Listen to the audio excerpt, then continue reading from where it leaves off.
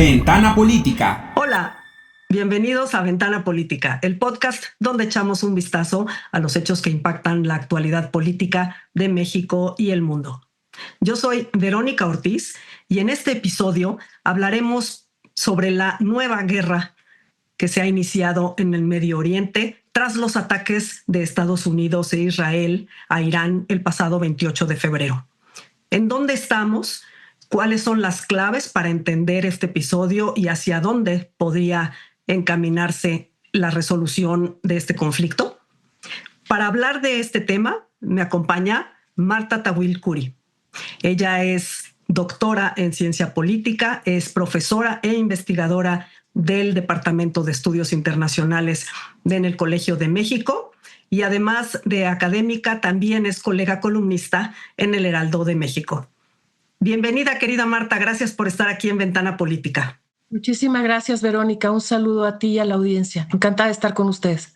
Gracias. Y déjame empezar preguntándote. Hemos oído varias justificaciones o razones detrás de estos ataques conjuntos de Estados Unidos e Israel a Irán, que sí es una acción defensiva porque había un ataque inminente, que sí es una acción preventiva porque tiene Irán capacidades nucleares de uso casi inmediato, que sí es una acción casi humanitaria para socorrer a la población de Irán.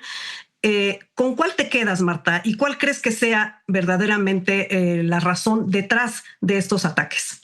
Bueno, esto es una guerra que iniciaron de manera unilateral Estados Unidos e Israel contra Irán en violación flagrante del derecho internacional. Porque responde básicamente a intereses internos y también de hegemonía por parte de Israel, y en esta alianza de Israel y Estados Unidos también y en la presidencia de Donald Trump tiene sus propios intereses para empujar a su aliado, para acompañarlo en esta aventura que va a tener repercusiones, ya está teniéndolas, se está convirtiendo en una crisis internacional, ya lo es prácticamente, también por motivos internos y más que ideológicos en todo caso, pues de alianza y también y con todo, con repercusiones para la política interna estadounidense y para la base electoral estadounidense. Y esto nos hace pensar realmente en cuáles son los objetivos, porque los objetivos declarados de Estados Unidos y de Israel es detener o eliminar las armas nucleares de Irán. Sin embargo, se sabe que esto es una falsedad. Irán no tenía armas nucleares, no estaba a punto de tenerlas, es algo que dice el primer ministro Netanyahu desde su primer mandato en 1996, el primer ministro israelí. Sin embargo, no estaba a punto de tenerlas. Las negociaciones estaban avanzando bastante en este sentido. La última, de hecho, la guerra se lanzó en medio de la diplomacia. La guerra no se inició porque se agotó el canal diplomático, sino en medio, durante las negociaciones.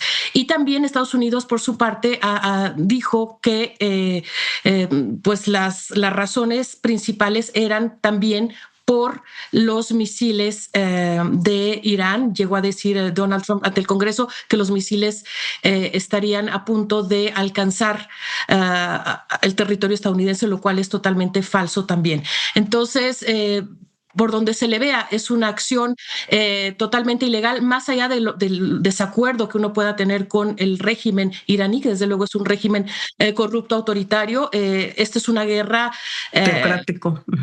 Es una guerra que viola, digamos, que desregula nuevamente el uso de la fuerza y que nos pone a todos en una situación bastante complicada, todo el globo. Claro, sin duda. Y ahora que mencionas esto, no cabe ni cuestionarse de que estamos ante un nuevo orden o más bien desorden mundial y no sería lo único que ha sucedido, y efectivamente nos ha puesto pues justo, ¿no?, en esta al borde de un desacato total del orden internacional, de las reglas impuestas por todos para una convivencia más o menos civilizada. Déjame volver al tema de las armas nucleares, porque en el verano pasado Estados Unidos atacó instalaciones de Irán, y en ese momento dijeron que se habían terminado completamente, el verbo que usaron es obliterar, es decir, que habían acabado con todas las posibilidades nucleares de Irán. Y sin embargo, vuelve a salir este tema de la amenaza nuclear y de los misiles balísticos de Irán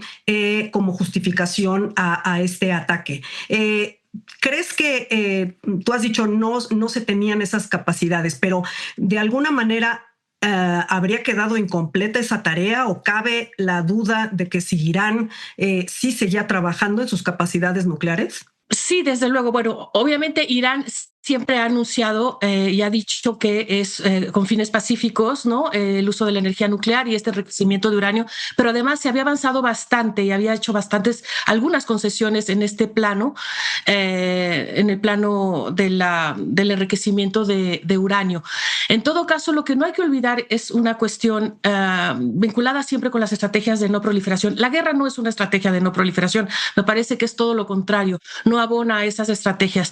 Y en todo caso, recordemos que Irán es uno de los 3 países no árabes en Medio Oriente, los otros 2 son Israel y Turquía, que está, digamos, rodeado, bueno, firmó el Tratado de No Proliferación Nuclear en 1968, a diferencia de otros países que poseen armas nucleares en la región, como Israel, que además nunca ha permitido la inspección por parte de la Agencia de la Energía Atómica, y también India y Pakistán. Además, nunca ha sido realmente Irán integrado de manera consistente en un sistema de arquitectura regional. Se han perdido oportunidades muy importantes, sobre todo en los años 90, después de la crisis, la guerra del Golfo entre Irán e Irak. Entonces, Teherán siempre se ha percibido como una potencia regional, y hay que decirlo, y eso desde tiempos de la monarquía. Y en los regímenes de sanciones, y esto también es algo que habría que plantarse en esta situación, ¿a dónde nos llevaron? En el caso de Irak, a ningún lado en su momento. Lo mismo en el caso de las sanciones a Irán. No han sido, como sabemos, desde los años 80 sanciones marginales, han sido parte de un régimen prolongado. Y lo menciono no para eludir las responsabilidades, digamos, de la República Islámica, que siempre le echa, digamos, responsabiliza las sanciones, presentando las dificultades como una necesidad impuesta, mientras ha ido consolidando sus sistemas opacos de control económico, su corrupción, su autoritarismo. Pero es un hecho que las sanciones hicieron, digamos, reforzaron esta percepción de un país asediado, ¿sí? Por todos estos elementos que también ya mencioné. Entonces, hay que siempre contextualizar, me parece, sin eximir de responsabilidades a unos y otros, la posición de Irán en este tema también, y preguntarnos en qué medida unos pueden tener armas nucleares y otros no. ¿Contra qué están peleando? ¿Contra el régimen? Digamos, en este tipo de operaciones, ¿se sanciona al régimen o a las armas? Porque es claro que hay otros regímenes que tienen y países que tienen armas nucleares y no se les exige absolutamente nada. En una situación tan conflictiva, pues más bien querríamos ver Medio Oriente como América Latina, una región totalmente desnuclearizada, ¿no? Entonces, esas sanciones reforzaron al régimen, reforzaron esta percepción, y además las mismas sanciones reforzaron la política exterior del régimen iraní, de su pilar, las guardias revolucionarias, de extender, digamos, su presencia, como sabemos, en distintos escenarios y países, ¿no?, de la región, ¿no?, como Líbano principalmente, Irak y también, Yemen, en distintos escenarios de conflicto, ¿no? Entonces, y eso le permitió también sostenerse. Entonces, es importante ver todas esas razones, digamos, esos elementos estructurales, para en todo caso tener una estrategia mucho más inteligente cuando se quiere combatir este tipo de regímenes, ¿no? Pero sí, al final claro. tocaría a los iraníes, ¿no? Sin duda, hacerlo. porque yo creo que se puede estar en contra de un régimen, ¿no?, represor, teocrático, ¿no?, de los ayatolas en Irán, y al mismo tiempo denunciar la ilegalidad de una acción, ¿no?, o de unos ataques armados. Me parece que se puede, o por qué es tan difícil conciliar la reacción del resto del mundo. Y pienso en Europa, pienso en los demás países de América. ¿Por qué es tan complicado en este caso justo trazar una línea? Perdón, ¿trazar una línea en qué? Sí. Se puede estar de acuerdo con que tienes un régimen opresor y que la gente que protesta pacíficamente en Irán, que quiere un cambio del régimen, tienen ellos también digamos, un punto en su país, pero al mismo tiempo decir estos ataques unilaterales, como tú decías, pues son violatorios de la legislación internacional. Y desde luego siempre es el dilema de las intervenciones, ¿no? La intervención humanitaria como se conoció desde los años 90, después se ha ido transformando esa norma, ese principio, pero el problema siempre es que la guerra debe ser el último recurso, y esta es una guerra claramente que no se, digamos, nunca pensamos que íbamos a ver algo parecido a lo que, digamos, Estados Unidos mismo lo dijo con Trump, no quería y se lo prometió a su base electoral volver al error de 2003 de intentar de cambiar un régimen por el caos que eso significa, por el gasto, por la devastación y el caos sobre todo para, en este caso, Estados Unidos. De hecho, no queda claro, porque el mismo Estados Unidos con Donald Trump lo ha dicho, ha insinuado un cambio de régimen y luego se desdice, ¿no? Por ejemplo, llegó a decir los iraníes deben tomar el control de su gobierno, ellos se hacen cargo de su destino, nosotros solamente cumplimos con destruir la capacidad militar de Irán. Pero después a otros medios les dice al día siguiente que ya Estados Unidos tiene muy buenas opciones para darles a los iraníes la posibilidad de que alguien mejor lidere el país, ¿no? Y en una conferencia de prensa el jefe del Pentágono dijo que no se trataba de una supuesta guerra para cambiar el régimen, pero al mismo tiempo dijo, pero el régimen ya está cambiando y básicamente queremos cambiar. Estamos viendo, y este es el problema también de las intervenciones, sobre todo, y esto es una guerra, ¿no? Unilateral, que es, cuando sobre todo tienen o carecen de una dirección política clara y realista. Están destinadas al fiasco, al fracaso, ¿no? Y al involucrarse militarmente junto a Israel, Washington en particular no parece necesariamente estar alineado, por cierto, con todos sus objetivos. En cambio, me parece que para Israel nos parece, en realidad así es, los objetivos son muy claros, provocar un cambio de régimen ya sea provocar un cambio de régimen para restablecer el equilibrio regional o provocar simplemente el colapso de Irán, lo cual internamente, digamos, el país se hundiría en el caos y pues de alguna manera eso también desaparece Irán como una amenaza para Israel como potencia regional. Y es muy probable que eso ocurra como ocurrió en Irak, ¿no? Que desapareció en 2003 como polo de poder regional tras el derrocamiento del régimen iraquí de Saddam Hussein, tras la invasión estadounidense. Y ese es el objetivo, ¿no?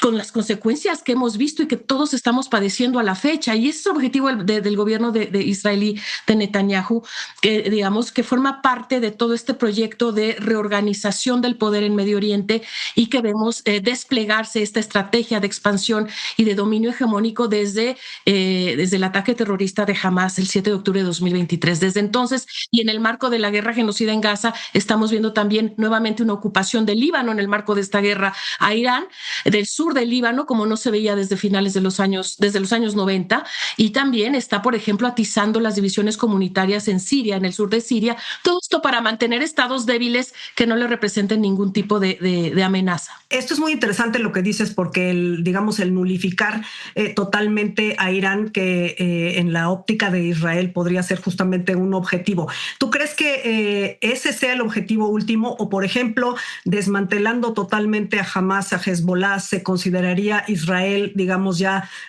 por lo menos satisfecho en este momento con un resultado de esa naturaleza? Pero es que no se ha podido, en 2 años y medio de guerra genocida, no se ha podido desmantelar a Hamas, no se ha podido durante todas las guerras que ha llevado a cabo en Líbano, Israel, destruir al Hezbollah. ¿Y esto qué nos dice? Que la guerra digamos, la sola fuerza militar no puede destruir grupos que además no son grupos como podríamos hablar de Al-Qaeda o en su momento el Estado Islámico. Hamas exacto. Hamas es un movimiento nacionalista palestino de corte islamista. Hezbollah lo mismo, es un movimiento nacionalista libanés que en su momento surgió contra la ocupación, así como Hamas de Israel en Palestina, contra la ocupación del Líbano por parte de Israel en los años 80 en el marco de la Guerra Civil Libanesa. Y además se convirtió en partido político. También jamás en el Hezbollah en Líbano jamás llegó al gobierno en Palestina. Al final son grupos con los que hay que contar, con los que además que son votados por una parte de la población que tienen funciones gubernamentales y que son nacionalistas y se han, digamos, movilizado y han recurrido a las armas, sin duda, también contra y también al terrorismo en su momento, en algunos momentos, como herramienta de lucha nacionalista. Entonces, no se pueden poner en el mismo saco que Al-Qaeda o que no, finalmente actúan dentro de un marco nacional con un programa y un objetivo muy claro, en este caso, luchar contra la ocupación israelí. Entonces... y que tienen una base social. Y que ¿no? tiene una base social, electoral, ¿no? Como en su momento cristianos mismos han votado por Hamas, lo mismo que con el Hezbollah, que ha hecho alianzas con partidos cristianos en Líbano. Eso nos dice que no podemos siempre, digamos, en este tipo de análisis descontextualizar, ¿no? O hacer a un lado estos elementos sociales, políticos e históricos que explican el surgimiento y la permanencia de estos grupos. Que además, lo único que, digamos, la guerra lo que hace es en determinado momento, desde luego, debilitarlos. Hezbollah, por ejemplo, está sumamente debilitado desde que Israel llevó a cabo sus operaciones en Líbano en 2024 y 2025. Y sin embargo, y ahora además ha perdido parte de su base. Es un hecho también porque los libaneses están en shock. Jamás pensaron que en este contexto Hezbollah iba a lanzar lo que le queda de misiles y de armas contra Israel para vengar la muerte, el asesinato del ayatollah Khamenei. Y entonces está perdiendo desde luego y sin duda ya bastante, digamos, parte de sus seguidores. Sin embargo, suponer que eso va a desaparecer el problema, no. En todo caso, y yo creo que Israel como sea sabe que en la medida en que el régimen iraní no se debilite lo suficiente y no haya caos en Irán, ¿no? Ya sea que cambie el régimen o cambie el liderazgo por lo menos, pero sobre todo el régimen, ¿no? O se genere algún tipo de caos adentro, pues no habrá manera de que estos apoyos digamos, en la región se debiliten también. Déjame preguntarte efectivamente sobre esto. A ver, con el asesinato y la muerte no solo de Ali Khamenei, el ayatollah, y toda la cúpula justamente de gobierno, se crea un vacío de poder. Ya se ha dicho que el hijo de Khamenei, que digamos es una figura ahí emergente, y yo te pregunto qué tan fuerte o no, esa ya ha sido amenazado, digamos, por Israel, que dice si él toma el poder, nosotros vamos por él y lo vamos a matar. El mismo Donald Trump justamente en esta retórica y inconsistencia, digamos, de que un día dice una cosa y otra, también ya primero le había parecido bien, ahora dice que no, que pues es una figura muy débil, que además seguiría con un régimen igual al que se trata de cambiar. ¿Para dónde ves tú que se pueda encaminar en todo caso esta sustitución del liderazgo? ¿Qué se podría esperar dentro de la estructura de gobierno de Irán? La opción de Mojtaba Khamenei, el hijo del ayatollah asesinado, se explicaría por su proximidad muy cercana con las guardias revolucionarias, los Pasdarán, que recordemos es este ejército paralelo, es el pilar del régimen prácticamente, es el pilar principal y en el que no hemos visto todavía algún tipo de fisura, ¿no? Que permitiera suponer que en algún momento algún sector de ese órgano, de ese pilar, pudiera estar dispuesto a negociar o llevar a cabo un golpe de Estado, yo qué sé. Es muy cercano a ellos y eso subraya que la corriente más dura en el seno de la institución, la más poderosa del país, los guardias revolucionarios, profundamente enraizada en el aparato de Estado, ya está imponiendo su línea. Lo que nos está diciendo, más allá de que sea Khamenei o no, se le mate o no se le mate al hijo de Khamenei, de todas formas, lo que estamos viendo es que ya se está imponiendo eso que suponía, o ellos supusieron, los que iniciaron la guerra, que no iba a ocurrir, que en algún momento todo esto se iba a debilitar, que la gente iba a decir, bueno, esto se acabó, vamos a aprovechar, que algún sector de las guerras revolucionarias iba a decir, bueno, vamos a negociar, no nos conviene, vamos a perderlo todo por nada. Al contrario, lo que estamos viendo es que se está reforzando esa línea más intransigente y es muy ilusorio pensar ¿sí? Que este régimen, que además tiene una serie, digamos, el poder político está sumamente, digamos, es un poder muy atrincherado porque, entre otras cosas, desde los años 80 ha ido evolucionando en un laberinto de órganos políticos y milicias que, como repito, muy difícilmente van a renunciar a sus privilegios, y también no solo una cuestión de privilegios económicos, también políticos, y simplemente por una cuestión de lealtad. Recordemos que es un ejército y son estas milicias, algunas muy ideologizadas, pero Sí. también, digamos, simplemente por una cuestión Muy de honor personalizadas, ¿no? nacional. Sí, pero también de honor nacional. Estamos, digamos, están sufriendo una invasión y están viendo que se les quiere imponer a la población un régimen, digamos, desde fuera. De hecho, Estados Unidos ya ha estado movilizando, por cierto, esta es digamos, lo que se ha estado ventilando en los últimos días, que Estados Unidos está movilizando a la minoría kurda para empezar a desestabilizar al régimen. La oposición kurda ha sido siempre, digamos, ha estado muy bien organizado, aunque también ha sido muy golpeada por el régimen, y es lo que hizo también Estados Unidos desde los años 90 en el caso de Irak, ¿no? Entonces se está, por ejemplo, informando que hay movimientos de grupos kurdos en el oeste de Irán, ya sea para iniciar un proceso destinado a derrocar al régimen o para exigir el establecimiento de una región autónoma. Y eso, digamos, por eso es que también los iraníes y el régimen se está preparando para estos escenarios y buscando expandir la guerra, prolongarla e involucrar el mayor número posible de países para forzar negociaciones, como lo estamos ya viendo. Y hay un país en la región que está sumamente preocupado por la autonomía kurda, como lo que le ha ocurrido en el caso de Siria, como le ha ocurrido en el caso de Irak, es Turquía, miembro de la OTAN, y que está siguiendo muy de cerca estos acontecimientos. Sí. Oye, ¿hasta dónde le da, justo lo que dices, hasta dónde le va a dar a Irán la capacidad armamentista, es decir, las municiones? Sabemos, ¿no?, de la asimetría, si lo comparas evidentemente con Israel y con Estados Unidos.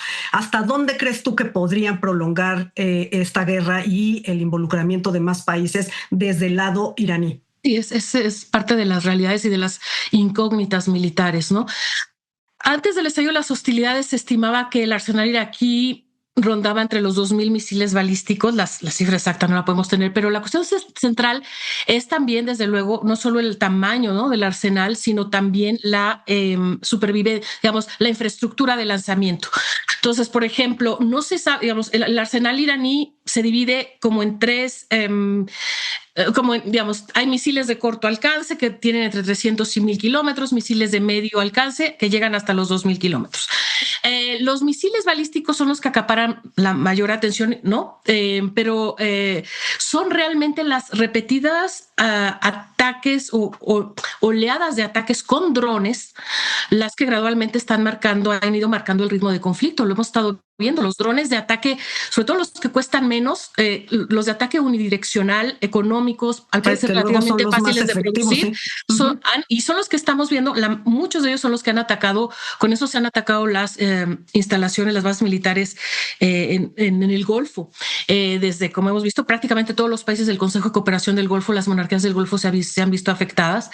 Y a diferencia de los misiles de precisión, estos drones pueden producirse en masa siempre que no se neutralizan los centros de producción. Entonces, este uso de drones y misiles de bajo costo, con esos, pues Irán puede darle todavía un rato. Parece estar probando, incluso, de hecho, intentando agotar las defensas aéreas regionales antes de emplear, eso es lo que se está pensando, se está temiendo ojivas más destructivas. Veremos si eso se concreta. Déjame terminar esta muy interesante plática y sobre todo porque nos pones en perspectiva la complejidad de la situación, pero déjame terminar volviendo un poco a tu comentario inicial y que es del lado de Estados Unidos. Como tú lo decías y es evidente, estamos en un año electoral y Trump tiene los niveles más bajos de popularidad hasta este momento y sobre todo en lo que hace a sus promesas de bajar el costo de la vida, ¿no?, para la población norteamericana. el costo de los alimentos y sobre todo el costo de los energéticos y de la vivienda. Una de las repercusiones de esta guerra es evidentemente en el ámbito energético y la subida de los precios del petróleo, de las gasolinas y demás. ¿Tú crees que por el lado de Estados Unidos no sean el tema de las municiones, sino el tema de los mercados y el tema de la elección lo que podría determinar que se acabe con esto? Sin duda, el impacto económico sí puede convertirse eventualmente en una presión muy fuerte nacional e internacional para que Estados Unidos ponga fin de alguna manera a esta aventura. O en todo caso, pues si su aliado quiere continuar, él por lo pronto Estados Unidos dejar de participar. Hasta ahora lo ha mantenido, lo ha controlado, ¿no? El efecto del cierre del estrecho de Hormuz ha sido, hemos visto un alza de entre 8 y 12% del crudo, que ronda los $80 por barril, y escenarios, ¿no?, de hasta $100 se ha hablado si el bloqueo se extiende. Y eso, digamos, si pasa de los $100, me parece, si por ejemplo llegar a los 200, que me parece que es la apuesta de Irán, digamos, a subir. Así es, provocar, sí, digamos, porque estamos viendo los puertos de Omán han sido blanco de ataques. Sí. Irak ya suspendió la mayor parte de su producción. Una de las refinerías saudíes más importantes también fue clausurada temporalmente después de del ataque de un dron iraní. Estados Unidos, digamos, acordémonos, se convirtió en un exportador neto de hidrocarburos a principios de esta década del 2020, y no se ha visto tan directamente afectado por la suspensión incluso de producción de gas natural licuado, que es la joya, la producción de Qatar. Como sí se ha visto afectado, lo hemos visto, China, el principal competidor de Estados Unidos, pero también, bueno, va a otros países de Asia y Europa, ¿no? Pero si el cierre del estrecho de Hormuz continúa y los precios superan los $100, pues Washington sí, definitivamente me parece, podría enfrentarse a presiones nacionales e internacionales para calmar la situación. Y uno puede decir, bueno, la OPEP ya anunció un aumento de su producción, Donald Trump ya recibió el apoyo de países del Golfo, en particular de Arabia Saudí, que había estado pues presionando entre la OPEP para un aumento de las cuotas de producción ya el año pasado, pero Riad, la monarquía saudí no podrá utilizar su importante capacidad de producción disponible si el estrecho de Hormuz permanece cerrado. Porque de hecho la alternativa ruta para exportar su crudo solo pues, puede manejar, no sé, muy pocos millones, 3, 4 millones de barriles por día, casi la mitad de las exportaciones normales, ¿no? Entonces, y por cierto, también esto hay que mencionarlo, las perturbaciones en el estrecho podrían poner en peligro las importaciones de alimentos que hacen los países del Golfo, una buena parte, por cierto, de las cuales provienen de sus socios en América Latina, no solo, ¿no? Entonces vemos cómo esto ya es una situación global en la que todos nos vemos de alguna manera afectados. Sin duda. Marta Tawil, muchísimas gracias por acompañarnos y ayudarnos a entender un poco más sobre esta problemática y esperando que haya una solución pues que no cobre en todo caso tantas vidas y sobre todo las vidas de gentes inocentes como siempre sucede en las guerras. Así es. Gracias, Marta Tawil. Gracias a ti, Verónica. Un saludo. Gracias y a todos ustedes los invitamos a seguirnos en nuestras redes sociales. La cuenta en X, antes Twitter, de Marta es @MartaTawil y la mía @Verónica Ortizó. Ahí esperamos sus preguntas, sugerencias y comentarios. Les invito también a que sigan las redes sociales del Heraldo Podcast y a vernos y a escucharnos todos los miércoles a través de la plataforma de streaming de su preferencia. Hasta la próxima. Heraldo Podcast, un lugar para tus oídos.